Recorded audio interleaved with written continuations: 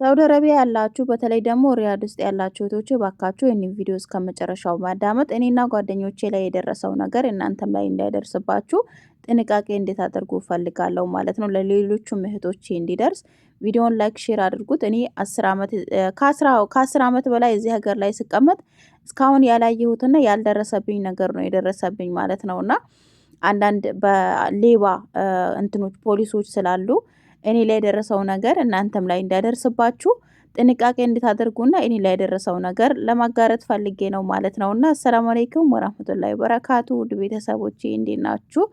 ሰላም ናችሁ? እኔ ጋር ሁሉ ሰላም ነው። አላህ ሱብሃነሁ ወተዓላ በያላችሁበት ሰላማችሁን ያብዛልኝ፣ ሀገራችንም ሰላም አድርግልን ያልኩኝ እንደተለመደው በአዲስ ቪዲዮ መጥቻለሁ ማለት ነው።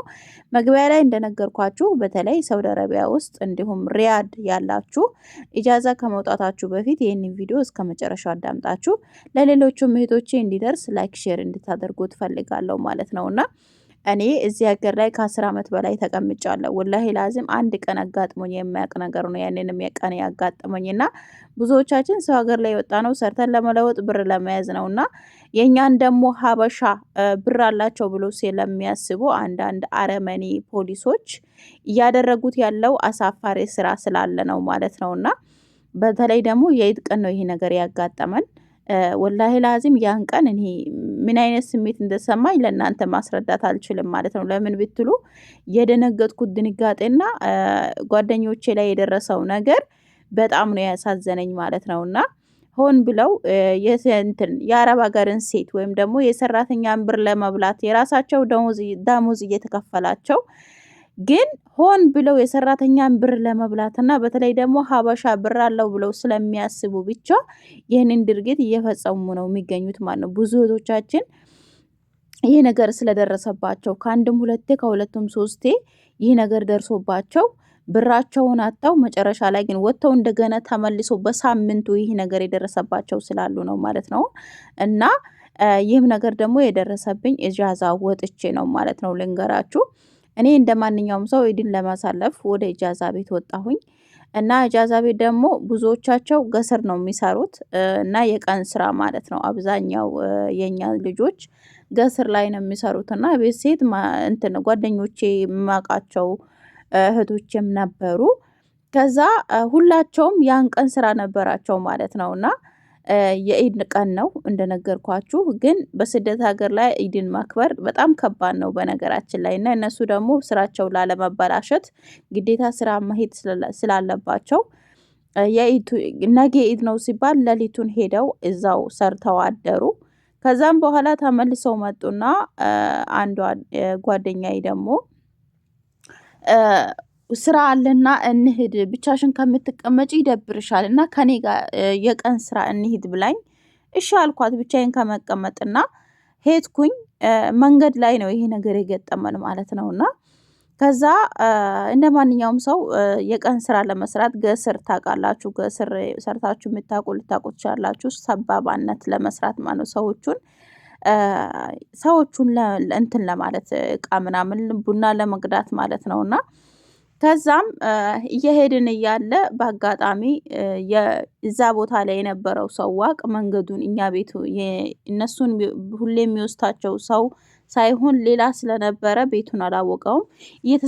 እየተዘዋወረ ለካ እነዚህ ፖሊሶች መጀመሪያም እንትናችንን መኪናችንን አይተውታል። እኛ ግን አንዷን ልጅ ያዟት፣ እኛ መለጥናቸው ማለት ነው። አላህ ደግሞ ያን ቀን ስለቀደረብን እንደ ማንኛውም ሰው እየሄድን እያለ ተመልሰው ከኋላችን መጡ ማለት ነው። መጀመሪያ እኛ ከነሱ አምልጠን ጠፍጠን ወደ በሌላ በኩል እየሄድን እያለ አንዷን ልጅ ለማንሳት እየሄድን እዛ እሷ በር ላይ ቆመን በእንትኑ ፖሊሶቹ ከኋላችን መጡ ማለት ነው። እኛ አላየናቸውም።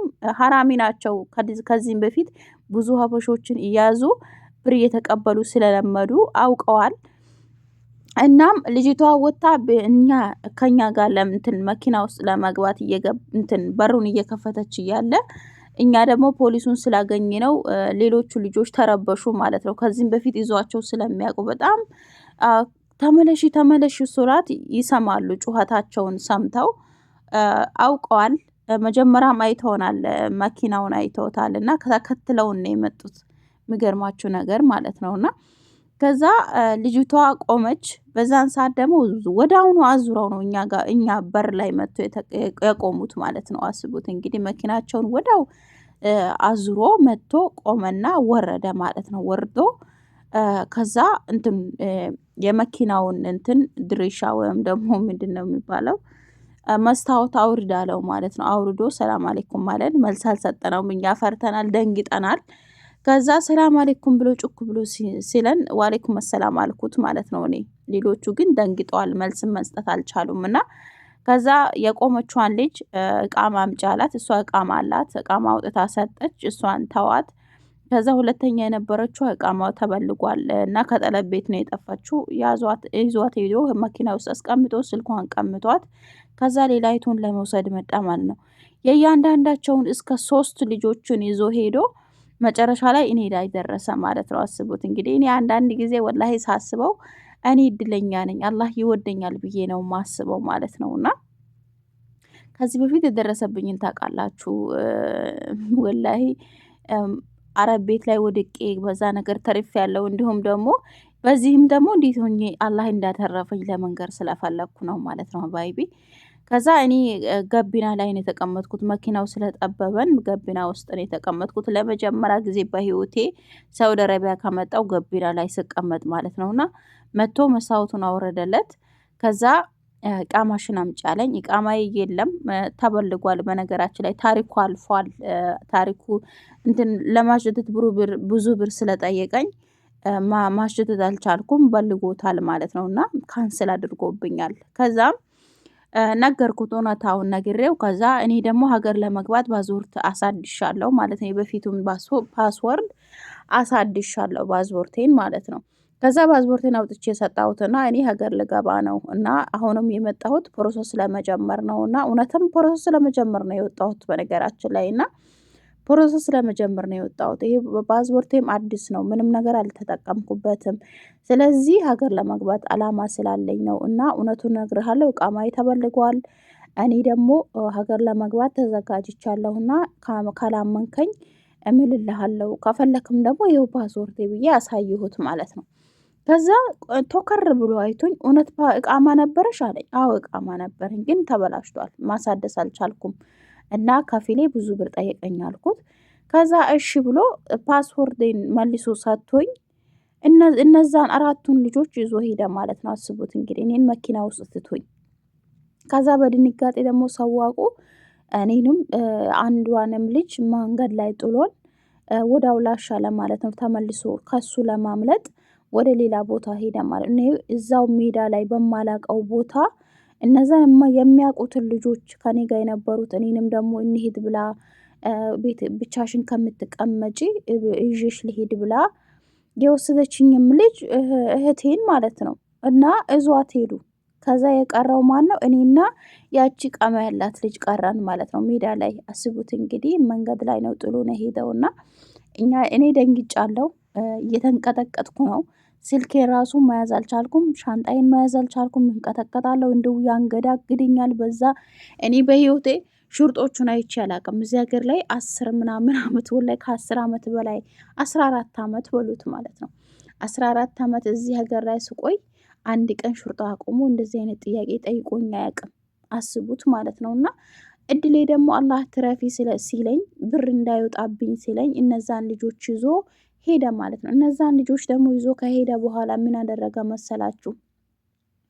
አዙሮ ደግሞ የኢድ ቀን እኮ ነው የያዟቸው ማለት ነው። አስቡት የኢድ ቀን ነው የተያዙት። ያም ሹርጣ ከነሱ እንትን ለመያዝ ፈልጎ ሳይሆን ብር ፈልጎ እንደሆነ ያወኩበትን መንገድ ልንገራችሁ ማለት ነው። እና እንደነገርኳችሁ እነዛን ልጆች ይዞ ከሄደ በኋላ የትም አልወሰዳቸውም፣ እስር ቤትም አልወሰዳቸውም።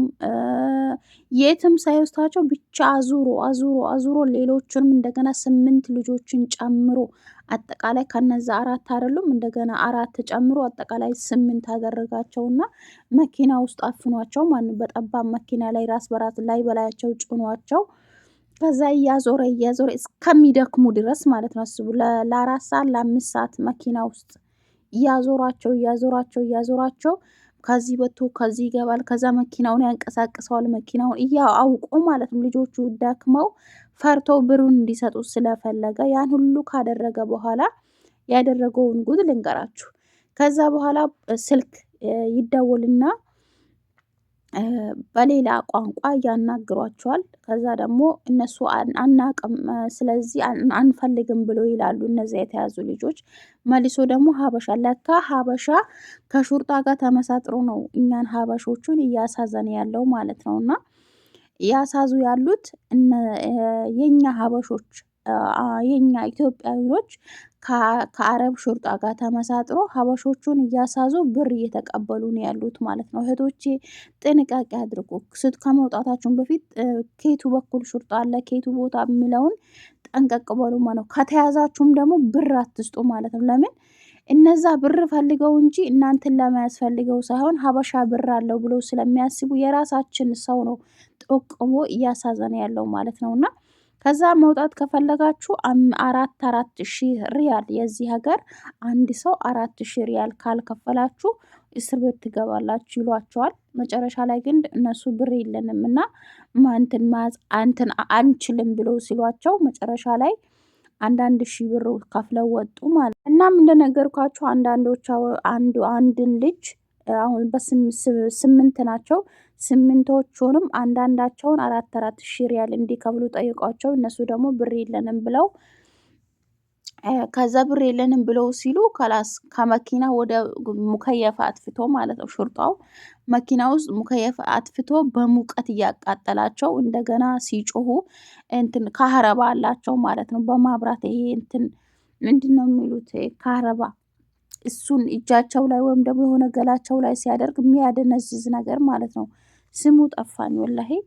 እና ያንን ሁሉ እያሰቃዩቸው መጨረሻ ላይ ግን በ500 ይስማሙና ከዛ ብር መፈለግ ይጀምራሉ እነዛ ስምንቶቹም።